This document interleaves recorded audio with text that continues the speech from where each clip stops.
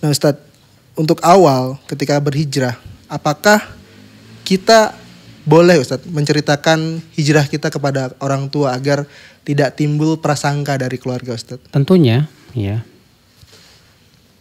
keinginan untuk hijrah adalah merupakan keinginan yang mulia. Nah. Dan hijrah itu sendiri adalah merupakan ibadah yang agung sekali. Nabi SAW bersabda, al-muhajiru man hajara ma nahallahu an. Orang yang berhijrah itu hakikatnya adalah orang yang meninggalkan apa yang Allah larang.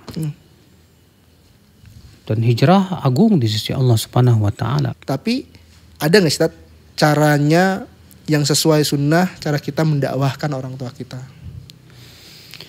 Allah Subhanahu wa taala berfirman, ud'u ila sabili rabbika bil hikmati wal mau'izatil hasanati wajadilhum billati ihsan. Berdakwahilah dengan cara hikmah. Apa itu hikmah? Kata para ulama, hikmah itu sunnah. Apa itu? Kapan kita berdakwah dengan hikmah? Yaitu kepada mereka yang mudah menerima kebenaran. Selamat datang di ruang tamu jejak sahabat. Assalamualaikum warahmatullahi wabarakatuh. Alhamdulillahirabbil alamin. Segala puji hanya milik Allah Azza wa Jalla yang memudahkan urusan kita, yang semoga Allah memberikan kita kesehatan. Ketemu lagi di ruang tamu jejak sahabat, Masya Allah. Hari ini kita kedatangan tamu, guru kita yang sering ngajarin kita, Al-Ustadz Abu Yahya Badrussalam hafizahullah ta'ala. Ustadz, sehat Ustadz? Sehat. Masya Allah, Alhamdulillah. Semoga Allah senantiasa memberikan Ustadz dan keluarga kesehatan Ustadz. Kita akan bahas tentang mendakwahi keluarga Ustadz. Dimana teman-teman yang udah mulai hijrah, yang sudah mulai belajar agama, ketika masuk ke kawasan yang ruang lingkup yang memang tiap hari ketemu yaitu keluarga, mulai dapat sangkaan-sangkaan dari pihak keluarga. Disangka teroris lah, disangka radikal, ekstrim, terlalu fanatik. Banyak persangka-persangka skeptis yang diterima oleh teman-teman kita yang hijrah. Nah Ustadz, untuk awal ketika berhijrah, apakah kita boleh Ustadz menceritakan hijrah kita kepada orang tua agar tidak timbul prasangka dari keluarga Ustadz? Alhamdulillah, wassalatu wassalamu ala rasulillah. Tentunya ya, keinginan untuk hijrah adalah merupakan keinginan yang mulia. No. Dan hijrah itu sendiri adalah merupakan ibadah yang agung sekali. Nabi SAW bersabda, al-muhajiru man hajara ma nahallahu an. Orang yang berhijrah itu hakikatnya adalah orang yang meninggalkan apa yang Allah larang. Dan hijrah agung di sisi Allah Subhanahu wa taala. Namun tentunya saudaraku sekalian ya, kita harus sadar bahwa kalau kita mau hijrah itu, jangan kita punya kesan kalau kita hijrah itu tidak akan dapat ujian. Kenapa? Karena Allah Subhanahu wa taala sudah menyebutkan dalam Al-Qur'an bahwa siapapun yang menyatakan bahwa saya beriman pasti diuji. Allah mengatakan alif lam mim ahasiban nas ayyutraku ayyaqulu amanna wa hum la yuftanun. Apakah manusia mengira akan dibiarkan berkata kami beriman sementara ia tidak diuji? Enggak mungkin. Walaqad fatanna alladhina min qablihim fala ya'lamanna alladhina sadaqu wa la ya'lamanna al-kadzibin. Allah mengatakan sungguh kami telah menguji orang-orang sebelum mereka. Maka dengan ujian itu kami mengetahui siapa yang imannya jujur dan siapa yang imannya dusta. Nah kita harus pahami bahwa hijrah itu adalah awal dari sebuah perjalanan. Bukan sebuah akhir. Dan jangan kita berharap kalau kita sudah hijrah, hidup kita akan enjoy-enjoy. Mulus Ustadz. Akan mulus-mulus begitu saja. Tidak. Kenapa? Karena Allah akan terus menyaring keimanan hamba-hambanya. Sehingga terpilah mana emas yang betul-betul bagus, mana yang emasnya palsu. Yeah. Nah, di sini kita harus patrikan dulu bahwa kalau saya hijrah, saya harus siap menghadapi konsekuensi-konsekuensi semuanya. Di antara ujian terkadang itu berasal dari keluarga. Ya. Dari keluarga. Nah, makanya kita lihat ketika Nabi Shallallahu Alaihi Wasallam mulai berdakwah di kota Mekah, siapa yang menantang pertama kali? Keluarga. Iya, sampai Allah turunkan tuh kan tabat yada Abi Lahab wa tab. Siapa Abu Lahab? Pamannya. Iya. Ternyata permusuhan yang paling keras terhadap Rasulullah SAW bukan siapa-siapa, tapi paman-pamannya dari keluarganya sendiri. Abu Jahal, Abu Lahab itu kan paman Rasulullah SAW semuanya. Maka, nah ketika kita hijrah dan kita harus dihadapkan pada kondisi ternyata keluarga kita, ya sepertinya kurang menerima dan yang lainnya, berarti kita harus siapkan keimanan kita. Kita harus kuatkan bahwa saya hijrah karena Allah bukan karena siapa-siapa. Ya, saya minta kepada Allah kekuatan, ya Allah berikan saya kekuatan untuk bisa ya meniti jalan hijrah ini. Nah, terus gimana dong nanti sama orang tua, nanti akan dianggap teroris dan yang lainnya di sini. Penting kita untuk pertama ya ketika kita sudah mulai hijrah berarti kita juga harus tingkatkan bakti kita kepada orang tua. Akhlak Ustaz ya? Betul. Bakti kita kepada orang tua kita meningkat supaya orang tua itu melihat kok anak saya ngaji tambah full ini bakti sama orang tuanya gitu loh. Kok ada perubahan yang bagus banget gitu loh. Saya yakin kalau anak semakin bakti kepada orang tua pun juga akan semakin sayang kepada anak. Biiznillah gitu loh. Dan dia berusaha untuk buktikan bahwa setelah dia ngaji ternyata dia jauh lebih baik dari sisi akhlaknya terutama. Ya otomatis ketika dia misalnya udah ngaji kan dia mulai kenalkan sunnah perintah jenggot, mata kaki. Nah, sebelum kita mau melaksanakan jenggot, saya takut nih orang tua saya.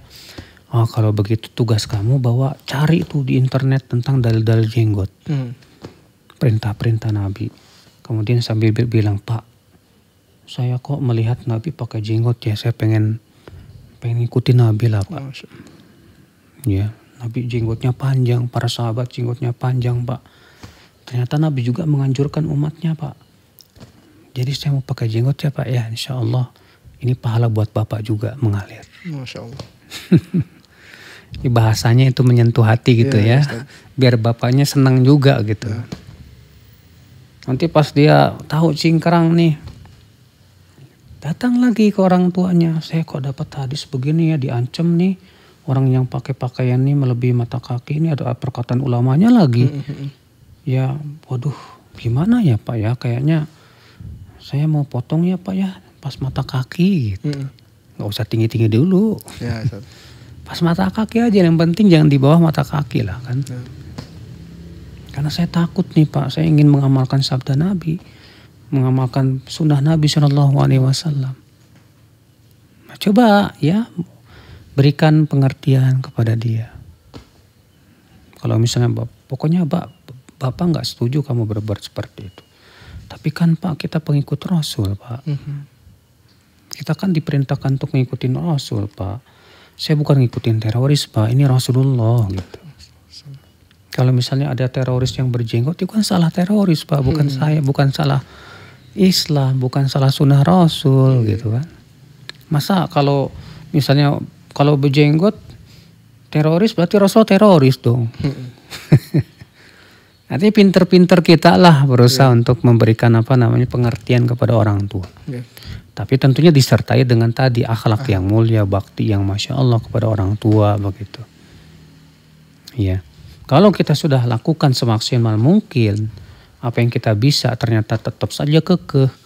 Nah, di sini ujian namanya. Masya Allah. Ini ujian untuk kita tetap nggak nih di atas hijrah tersebut. Sabar. Ya sabar sebentar kok, sabar di dunia daripada sabarnya di neraka. Itu Ustadz, kadang-kadang komunikasi mungkin dijaga sama orang tua ya. Betul sekali, memang komunikasi itu penting sekali. Karena banyak anak-anak setelah ngaji itu malah sama orang tua itu gimana ya istilahnya? Culangung. Culangung. Hah? Bukannya konsumsi madu malah konsumsi tawon Ustaz jadi galaknya. Masya Allah. Ustaz, mungkin biasanya ini pikiran-pikiran orang tua kita tentang Islam atau hijrah sekarang ini itu datang dari berita-berita yang memang berseliweran di media sosial yang memojokkan agama ini Ustaz. Sehingga mereka menganggap, wah jangan-jangan kamu ikut aliran tertentu, jangan-jangan kamu ini, jangan-jangan kamu itu. Itu Ustaz seperti yang bilang tadi komunikasi.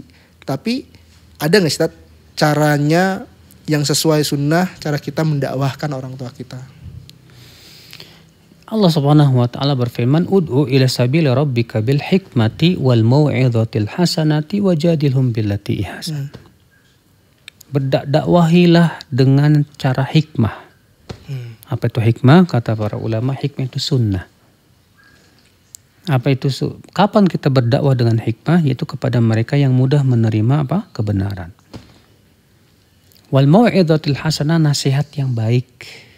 Bagi mereka, kata Syekh Shalih Fauzan ya, Syekh bin Baz juga, mereka yang sebetulnya menerima kebenaran cuman masih ngikutin hawa nafsu. Wajadilhum billati hi ahsan, dan berdebatlah dengan yang lebih baik. Nah, sekarang kita menghadapi orang tua, tentu menghadapi orang tua harus berbeda. Ya, orang tua itu harus dengan penuh kelembutan dan kesabaran. Nabi SAW ya orang yang sangat lembut dalam berdakwah, apalagi kepada orang yang bodoh. Nabi kalau menghadapi orang bodoh lebih lembut lagi. Ya. Nabi Musa alaihissalam saja dan Nabi Harun diperintahkan untuk mendakwahi Fir'aun. Apa kata Allah? Idhaba ila Fir'auna innahu tagha faqula lahu qawlan layyinan la'allahu yatadhakkaru aw yakhsha. Pergilah kalian berdua kepada Fir'aun, dia sudah melampaui batas, dan ucapkan kepada keduanya dengan ucapan yang lemah lembut. Mudah-mudahan ia mau ingat atau takut. Itu sekali Fir'aun disuruh kita mengucapkan kata yang lembut, apalagi sama orang tua. Ya. Nah di sini memang menghadapi orang tua harus lembut mungkin, sesantun mungkin, ya. Jangan sampai menyakiti hati orang tua. Nah jadi kita berusaha untuk bertukar pikiran dengan mereka, mengadakan tadi sudah saya sebutkan komunikasi itu penting banget gitu ya. Sambil kita memperbagus akhlak kita kepada mereka, sambil kita berusaha apa yang kita bisa berikan untuk mereka gitu kan. Artinya kita ambil dulu hatinya. Ya. Kalau Nabi SAW dahulu saja terkadang berdakwah dengan uang. Berdakwah dengan uang disebutkan dalam hadis ya, ketika perang Hunain selesai kan dapat ghanimah tuh. Ya. Ternyata yang Rasulullah berikan siapa coba? Para pembesar Quraisy. Ya. Kemudian orang-orang yang imannya lemah dikuatkan dengan uang loh. Berarti terkadang bisa jadi misalnya kita kepada orang tua dengan cara memberikan jasa dulu. Ya. Apa yang bisa kita berikanlah kepada dia. Yang penting dia senang dulu. Kita ambil hatinya gitu istilahnya. Sambil kemudian kita sering ngajak ngobrol dalam keadaan santai gitu kan. Ajaklah emak bapak jalan-jalan kemana gitu kan. Pelesiran ke pantai kayak ke gunung kayak kemana. Ya, ajak ke restoran kayak makan bareng sambil ngobrol. Dengan cara komunikasi yang enak itu insya Allah mereka nggak bakalan ini banget kok. Iya Ustaz. Gitu. Artinya kita harus pahamkan dulu bahwa ini sunnah Rasul gitu loh. Ini harus kita pahamkan dulu Rasulullah. Jadi kita pahamkan dulu kepada orang tua tentang pentingnya ngikut Rasul gitu. Iya. Terus kalau misalnya ada individu-individu yang kebetulan ngikut Rasul, itu yang disalahkan bukan Rasulnya, sunnahnya, tapi orangnya. Nah ini penting sekali hal-hal seperti ini. Masya Allah. Demikian. Ustaz, mungkin ada ibrah yang bisa kita ambil dari sirah Nabi dan sirah sahabat Ustaz ketika mengalami pertentangan di lingkungan Ustaz. Iya. Dahulu Amr bin Jamuh di salah satu sebab masuk Islamnya adalah karena anak-anaknya. Anak-anaknya berpikir gimana supaya orang tuanya itu meninggalkan penyembahan terhadap berhala. Akhirnya 3 anaknya yang sudah masuk Islam ini mengatur siasat. Diambilnya berhalanya itu malam-malam disimpan di tempat yang kotor. Pagi harinya Amr bin Jamuh nyari-nyari kemana ini. Tuhanku ada tempat yang kotor. Dibersihkan sama dia, marah-marah dia. Kurang ajar, siapa ini yang berbuat sama Tuhan saya ini. Disimpan. Malam kedua diambil lagi. Simpan lagi tempat yang lebih kotor. Marah lagi Amr bin Jamuh. Malam yang ketiga begitu juga, akhirnya Amr bin Jamuh apa? Kalau kamu memang Tuhan, kamu harusnya bisa membela diri kamu sendiri. Dibekali pedang. Ternyata hilang lagi. Akhirnya dia mikir, kalau ini Tuhan harusnya dia bisa membela diri dong. Ini buat bela diri sendiri aja nggak bisa, gimana mau bela orang yang menyembah? Akhirnya masuk Islam. Nah terkadang kita mendakwahi orang tua ataupun ini tidak dengan ucapan gitu loh. Iya. Tapi dengan perbuatan. Supaya dia mau mengambil pelajaran, terkadang begitu. Iya. Makanya ketika menghadapi masyarakat yang antipati dengan kita, udahlah. Anggap saja mereka ini, kalau istilahnya begini, anggap saja kita dokter, mereka pasien. Mereka lagi sakit ini. Kasihan mereka tidak tahu, nggak berilmu. Iya. Ada sebuah hadis Nabi SAW menyebutkan tentang seorang nabi terdahulu yang dipukuli oleh kaumnya sampai berdarah-darah. Kemudian nabi itu sambil mengusap wajahnya, mengusap darah dari wajahnya, nabi itu berkata, Allahumma ighfir li qaumi, ya Allah ampuni dosa kaumku itu ya Allah. Fa innahum la ya'lamun, karena mereka nggak tahu. Kenapa mereka menentang dakwah kita? Kita harus sadari karena akibat mereka nggak tahu. Ketidaktahuan mereka itulah yang menyebabkan mereka berbuat seperti itu. Nah ini Masya Allah memang butuh kesabaran ya. Makanya Allah mengatakan, wa ma yulaqqaha illal ladzina sabaru. Tidak ada yang bisa melakukan perbuatan itu kecuali orang-orang yang sabar aja. Ya, nah, di sini memang kita harus cuek lah gitu. Jangan dimasukkan ke hati orang-orang yang ucapannya nggak enak atau sikapnya nggak enak sama kita. Ya anggap aja mereka karena nggak tahu gitu. Jangan baper Ustaz ya. Betul, jangan baper. Andai mereka tahu, insya Allah mereka tidak akan berbuat seperti itu. Doakan supaya mereka dapat hidayah. Masya Allah. Iya, kita tetap berakhlakul karimah sama mereka. Mereka berbuat buruk kepada kita, ya kita tetap berbuat baik sama dia. Artinya kalau istilah Indonesia itu air tuba dibalas dengan air susu. Balikannya Ustaz. Kebalikannya. Tapi memang disinilah kita memang butuh kesabaran. Menghibur diri kita supaya kita sabar. Dan kita ingat bahwa ujian dulu Rasulullah lebih berat loh dari kita. Iya. Makanya ada kata Rasulullah SAW, Idza asaba ahadukum bimusibah, apabila seseorang ditimpa musibah, fadhkur ya musibati, ingat saja musibah aku. Artinya kalau kita kena ujian nih, diuji dengan tetangga kita atau orang-orang yang tidak menyukai kita karena kita membawa kebenaran, ingat saja dulu Rasul lebih berat loh dari itu. Rasul lebih berat dari itu. Padahal Rasulullah lebih takwa dari kita. Rasulullah lebih takut kepada Allah dari kita. Rasulullah lebih taat kepada Allah dari kita. Tapi ternyata Rasulullah lebih berat ujiannya dari kita. Masya Allah. Apalagi kita yang nggak setakwa beliau gitu kan. Maka dari itu ingat saja, jadikan Rasulullah sebagai penghibur atau pelipur lara kita gitu. Demikian. Nah Ustaz, kadang-kadang teman-teman hijrah ini sering ngobrol ketika datang ke kajian, terus ngobrol bahwa wah nikmatnya hijrah, manisnya hijrah. Mereka selalu cerita tentang enak ya udah hijrah nih, lebih tenang hidup, lebih semangat ibadahnya. Nah itu ada rasa dari setiap teman-teman hijrah itu ingin ngajak keluarganya untuk pengen ngajak keluarga nih biar sama-sama ngerasain bisa ngaji bareng di kajian sama-sama. Cara mudahnya Ustadz untuk mengajak keluarga seperti itu gimana Ustadz? Kita selalu pengen cara mudah gitu. Iya, cara mudah. Sebetulnya tidak sesimpel itu kita berdakwah. Nabi saja ya mau ketika berdakwah harus menghadapi berbagai macam ujian dan cobaan. Ya sebetulnya cara yang paling simpel adalah yang terpenting adalah kita buktikan dulu dengan perbuatan kita. Kembali ke akhlak Ustaz ya? Iya. Saya setelah ngaji ini lebih indah loh. Indah dari sisi akhlaknya, sopan santunnya dan yang lainnya.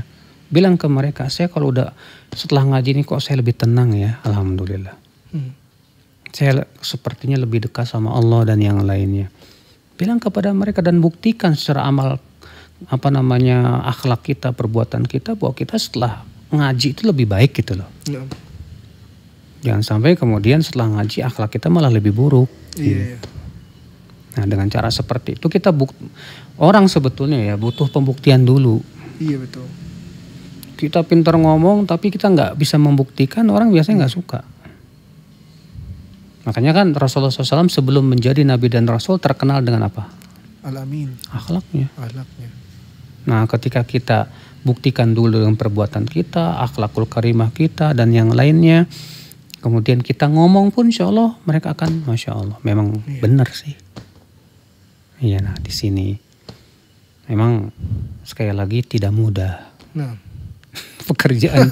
Pekerjaan berdakwah itu tidak mudah. Iya. Tidak sesimpel itu Ustaz ya? Betul. Iya. Kita butuh kepada apa? Kefakihan. Butuh kesabaran, butuh terus menimba ilmu gitu loh. Kita timba lagi ilmunya dari para ustadz dan juga bertanya kepada para ustadz yang mereka juga sudah lama berdakwah gitu kan, gimana sih ustadz setelah dakwah ini. Kadang kan kita melihat sekarang keberhasilan seorang ustadz. Kita nggak melihat bagaimana susahnya dulu gitu kan. Bagaimana berjuangnya Ustaz ya. Betul. Jadi seperti itu Masya Allah. Sahih. Jadi kembali kepada diri kita untuk menerapkan apa yang sudah kita pelajari pada diri kita sehingga membangun akhlak dalam diri kita sehingga lebih mudah untuk menyampaikan ke orang tua. Karena mereka itu rata-rata butuhnya pembuktian Ustaz ya. Betul. Masya Allah. Ustaz, nasihat nih untuk teman-teman kita yang qadarullah alhamdulillah sudah mengambil hidayah dari Allah Azza wa Jalla, sudah mulai ngaji, sudah mulai belajar agama, tapi ternyata lingkungannya kurang kondusif Ustaz. Iya.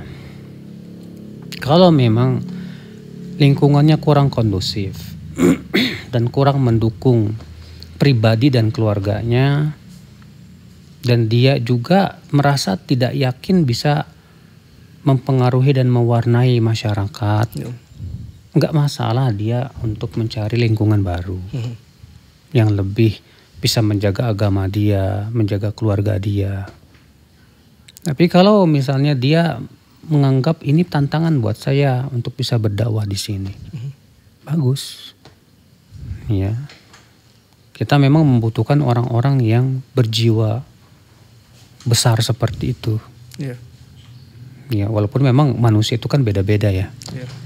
Ada yang manusia yang pintar bergaul, ada manusia yang kurang bisa bergaul. Kalau keadaannya dia bisa bergaul dan bisa mewarnai orang yang seperti ini, lebih baik bergaul, berdakwah. Tapi kalau ada orang sebagian yang dia nggak bisa bergaul, kalaupun bergaul misalnya dia malah terwarnai, yang kayak gini lebih baik jangan bergaul. Pindah satu baiknya. Iya. Jadi kita yang lebih paham dong. Artinya kita kemampuan kita sampai mana gitu. Nah ya, sehingga pada waktu itu yang terpenting adalah ku anfusakum wa ahlikum naro. Pelihara diri dulu dan keluargamu. Ya, baru kemudian baru orang lain. Seperti itu. Kadang-kadang saking semangatnya langsung nyebar Ustadz, nyebar kemana-mana padahal keluarga sendiri belum terdakwah, ya Masya Allah. Nah Ustadz, jazakallah khair Ustadz. Jazakallah khair. Hijrah itu bukan sekedar fenomena yang antum ikut-ikutan, orang lain hijrah, ikut-ikutan hijrah. Bukan sekedar itu. Tapi harus diilmui, harus punya ilmu, harus belajar. Jangan pernah tinggalkan majelis ilmu, terus belajar. Sehingga kita bisa mewarnai bukan diwarnai. Kita ketemu lagi di ruang tamu Jak Sahabat berikutnya. Assalamualaikum warahmatullahi wabarakatuh. Salam.